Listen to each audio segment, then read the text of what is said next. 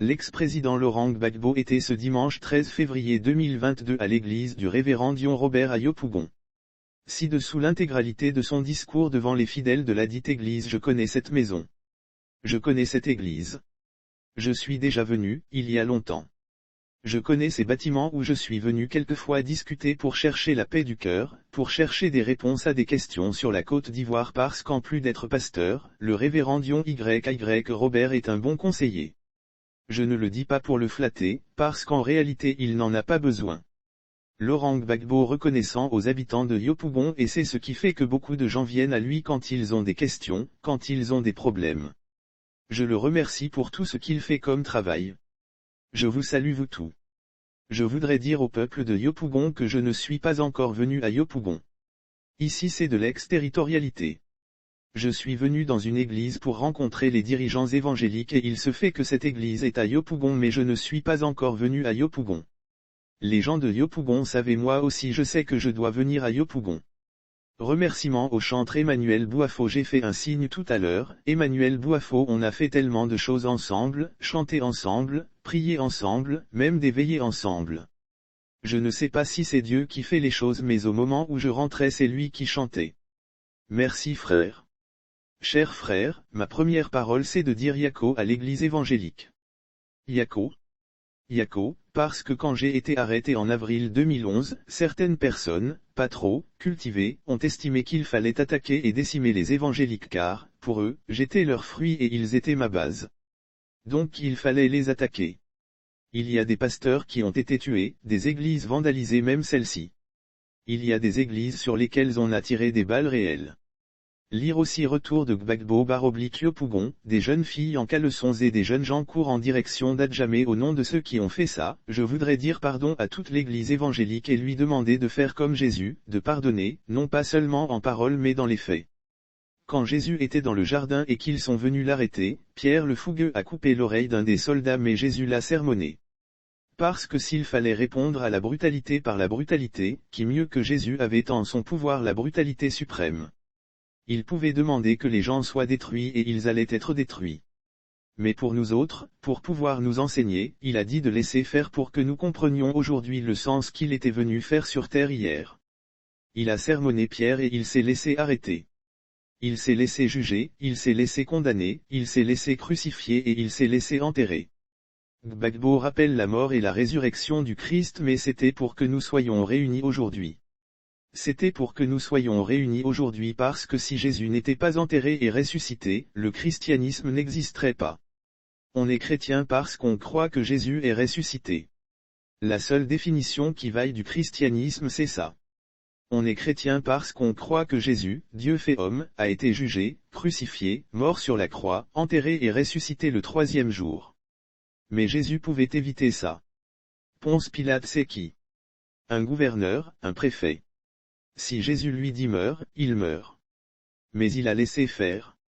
Donc je vous demande de pardonner. Je vous demande de pardonner parce que là c'est une autre leçon que Dieu nous a donnée. Quand on m'a arrêté en avril 2011, c'était au cri de « Gbagbo c'est fini ». 10 ans après, Gbagbo parle. Donc Gbagbo, ce n'est pas fini. Ceux qui ont été méchants avec les évangéliques, l'ont été en vain. Alors il y a des leçons comme ça que Dieu nous donne, mais nous sommes des humains. Nous ne pouvons pas comprendre au moment où ces leçons sont administrées. C'est plus tard qu'on comprend des bouts, petit à petit, des morceaux. Si je n'étais pas là aujourd'hui, on n'aurait pas compris. C'est parce que je suis là aujourd'hui qu'on comprend. Donc ceux qui ont été méchants avec les évangéliques, l'ont été en vain.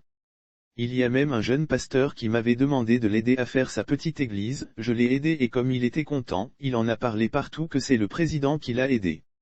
Mais ils ont rasé l'église aussi. Mais vous rasez l'église, qu'est-ce que ça donne à l'État que vous pensez représenter? Lire aussi politique, pour la première fois, Laurent Gbagbo raconte le 17 juin 2021, jour de son retour au pays, un pauvre petit pasteur qui réunit quelques centaines de croyants, chaque semaine, et qui prie avec eux, vous lui enlevez son lieu de prière. Aujourd'hui il a refait un lieu de prière et il continue de prier. Donc vous avez été méchant en vain. Vous avez tiré sur les bâtiments du pasteur Dion en vain. Il y a des pasteurs qui ont fui, qui sont allés en exil, il y a même un au Ghana que j'écoutais toutes les semaines parce qu'il prêchait bien devant la communauté des exilés ivoiriens. Révélation sur son séjour en Belgique. Moi j'étais à Bruxelles donc je l'écoutais mais toutes ces méchancetés sont inutiles. Moi mon pasteur, avec qui j'avais l'habitude de prier, je l'ai eu au téléphone une fois, il m'a rapporté que l'Église est rentrée dans la clandestinité en Côte d'Ivoire. Mais ça ne vous rappelle rien ça? Moi ça me rappelle l'Évangile. Les premiers moments de la chrétienté avant que Jésus ne se manifeste puissamment le jour de la Pentecôte. Les disciples étaient pourchassés, haro sur celui qui osait dire que cet homme venu de Galilée est ressuscité. Même Pierre avait fui. Même Pierre, le copain de Jésus. On dit mais toi tu étais avec lui. Il dit moi. Je le connais où? Qui vous a dit ça? Quand vous voulez gâter les noms des gens, c'est comme ça vous faites. Après avoir renié Jésus, l'apôtre Pierre reprend le combat pour la propagation de l'évangile mais dès le coq a chanté, il a pleuré. Il s'est dit, le gars que j'ai abandonné c'est un mogo puissant parce qu'il m'a dit qu'avant que le coq ne chante, je l'aurais renié 3 fois et effectivement je l'ai renié 3 fois. Quand il est revenu, il a repris les choses en main. Il dit les frères, on va rester dans une maison et là on va chercher à savoir ce qu'on doit faire. Ils étaient dans cette maison quand les filles les Marie-Madeleine, toujours dans leurs oureya, disent nous sommes allés au tombeau, Jésus n'y est plus.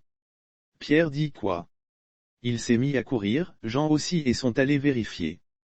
Pierre a vu que la pierre était enlevée, que le linge était défait, mais Pierre c'est Pierre 1. Pierre c'est pas un agrégé de droit, c'est un pécheur, il se gratte la tête et est revenu. Lire aussi Simone abandonne définitivement Laurent Gbagbo et déclare, pour mener la lutte, j'ai choisi le MGC, comme c'est Pierre et que Jésus sait que c'est Pierre, c'est Jésus qui est venu. La maison était fermée, les gens étaient dedans et ont vu Jésus apparaître. Jésus leur dit, mes frères je suis avec vous jusqu'à l'éternité. Venez voir dans mes mains les signes de ma blessure, venez voir les signes de la lancée qui m'a transpercé. Jésus quand il est monté au ciel et qu'il avait vu que Pierre avait tout compris c'était ça qu'il fallait à Pierre. Pierre il est comme ça, il y a des gens comme ça mais quand ils sont comme ça, donnez-leur des preuves, ne les envoyez pas paître.